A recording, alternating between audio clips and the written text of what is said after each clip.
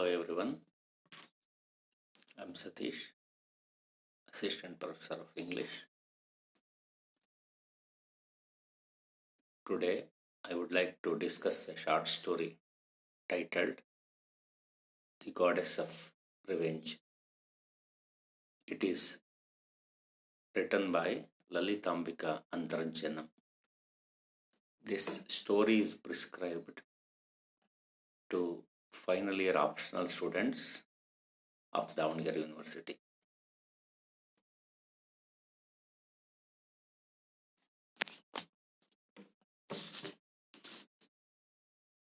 Lalithambika Antherjanam took her birth in a conservative family in Kerala.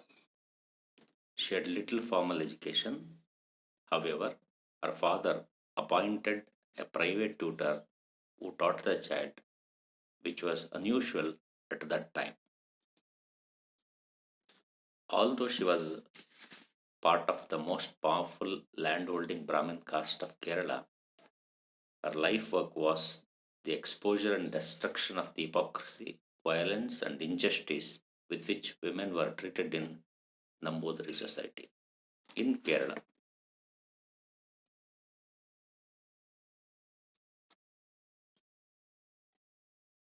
She was not allowed to study in school and could only get scraps of information about the outside world through male relatives who were kind enough to tell her about current affairs.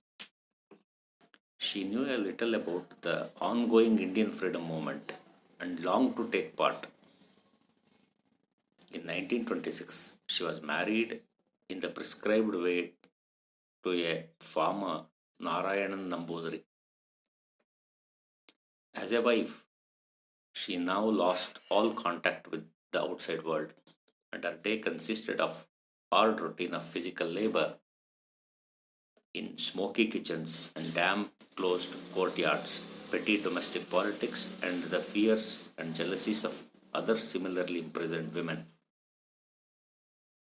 But she also saw their courage and their determination to be human in spite of the unnatural conditions of their lives.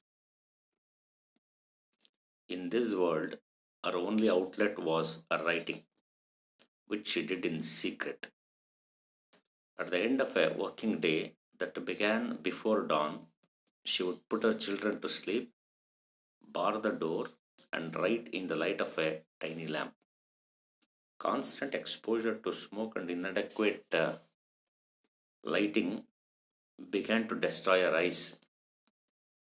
When the pain got very bad, she would write with her eyes closed.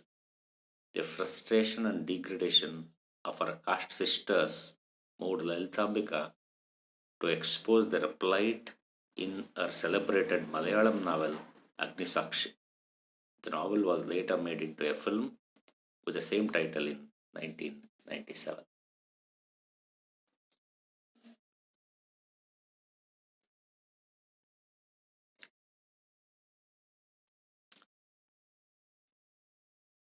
Lalithambika Antherjanam is an Indian writer and social reformer.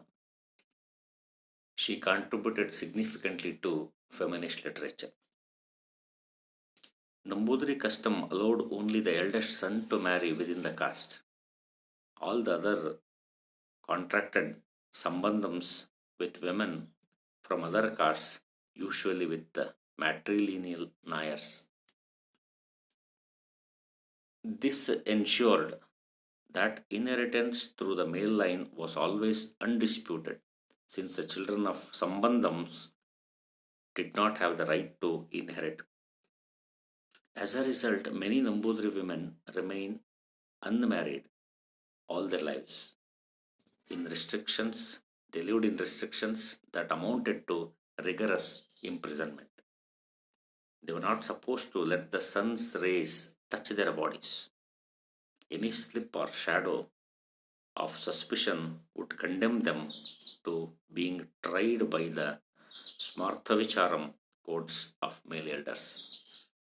These codes were empowered to strip a woman of her social position and throw her out to starve. For these women who were not even allowed to look out of windows, Such a fate was psychologically as well as economically devastating.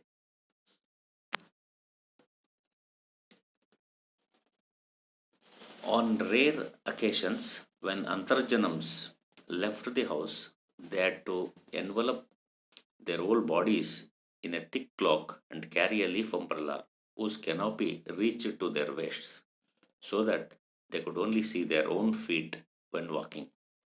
By contrast, lower caste women were required by law to bare their breasts when in the presence of higher caste men and could be punished for not doing so. They thus habitually went with their upper body uncovered, and many reformist and missionary movements in early 20th century Kerala clothed lower caste women by force to uplift them. By the 1930s, most royal households who were below Brahmin caste otherwise, they were allowing their women to wear blouses, but the practice took longer to percolate downwards to poorer families, especially as blouses were quite costly. This is the background with which we look into the short story, The Goddess of Revenge. I discuss the remaining in my next video.